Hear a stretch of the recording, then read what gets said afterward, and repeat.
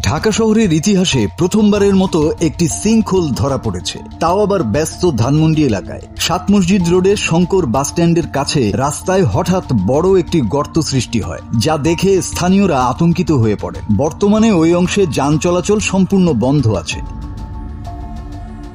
Sinkhole হলো হঠাৎ ধসে যাওয়া একটি গর্ত, যা মাটির নিচে ফাঁপা জায়গা তৈরি হলে বা উপরের স্তর ভেঙে পড়লে ঘটে থাকে। মনে হয় যেন রাস্তা হঠাৎ করে গিলে ফেলেছে মাটি। কৌতূহলী মানুষের মাঝে প্রশ্ন, কেন হয় এমনটা? সাধারণত ভূগর্ভস্থ পানির স্তর নিচে নেমে গেলে মাটি দুর্বল হয়ে পড়ে। সেপটিক ট্যাঙ্ক বা পুরনো পাইপলাইন ভেঙে পড়লেও নিচে ফাঁকা জায়গা তৈরি হয়। কিছু এলাকায় প্রাকৃতিকভাবে চুনাপাথর বা দ্রবণীয় শিলা পানিতে গলে গর্ত তৈরি করে, বা ড্রেন বা পানির পাইপ লিক হয়ে মাটি ধুয়ে গিয়ে ফাঁপা হয়ে যায়।